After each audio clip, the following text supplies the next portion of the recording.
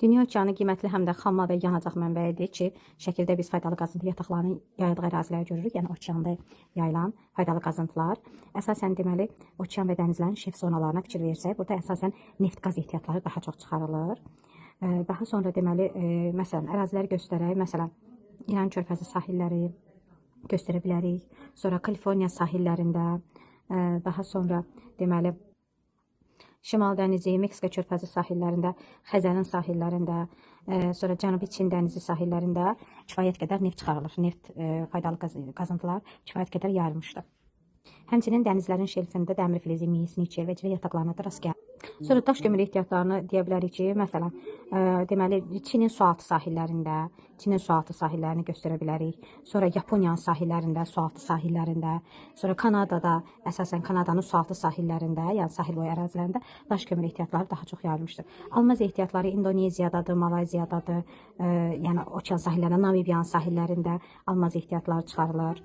Sonra Cənub-Şərqi Asiya ölkələrində əsasən qalay wolfram ehtiyatları həm dənizdə, həm okeanda, həm də quru səthində çıxarılır. Bir də vacib bir məqamı deyim ki, dünya okeanda iqtisadi zonaya malik olan ölkələr anlayışı, iqtisadi zona anlayışı, yəni okeana çıxışı olan ölkələr götürülür. Əsasən, yəni iqtisadi zona anlayışına məsələn Kanada, ABŞ, Meksika, Braziliya, Venezuela, Argentina, CAR olsun, sonra Rusiya olsun, Avstraliya olsun, Çin olsun, Yaponiya olsun, Böyük Britaniya, yəni okeandan çıxışı olanlar. Məsələn, Azərbaycan, Monqolistan, Qazaxıstan bunlar dünya okeanda iqtisadi zonaya malik ola bilməz. Bolivya olsun burada ola bilməz, materik daxilidir. Sonra Paragvay olsun, materik daxilidir. Yəni materik daxili ölkələri çıxırıq iqtisadi zona anlayışın. Nəqliyyatına gəldikdə isə əsasən deməli Atlantik okean dünyada gəmiçilikdə birinci yerdədir. Atlantik okean birinci yeri tutur. Məsələn, əsasən burada Avropa ölkələridir. Atlantik okeanda Avropa ölkələri, ABŞ, Kanada ölkələri arasında gəmiçilik nəqliyyatı inkişaf etmir. Asiya, Avropa olsun, Asiya, Avropa qitələri, ABŞ, Avropa arasında, Afrika, ABŞ, Afrika, Latın Amerikası arasında ticarət yolları əsasən Atlantik okeandan keçir. Dünyada ən çox əhəmiyyətli kanallar, deməli, Panama kanalıdır. Panama kanalı iki materik bir qitədə yerləşir. Şimali Amerika materiki, Cənubi Amerika materiki, Amerika qitəsində yerləşir. Bir də Süveyş kanalı. Süveyş kanalı xüsusən böyük coğrafi kəşflər dövründən sonra, deməli, Süveyş kanalı kəşf olunandan sonra ərazinin arasında məsafəni kiçiltmədə böyük rol oynamışdır. Belə ki, rahat şəkildə Atlantik okeandan Hind okeanına çıxmaq mümkündür Süveyş kanalı vasitəsilə. Dəniz nəqliyyatının coğrafiyasında konteynerləşmə, yəni konteynerləşmə nədir? Yəni yüklərin konteynerlərlə daşınmasıdır.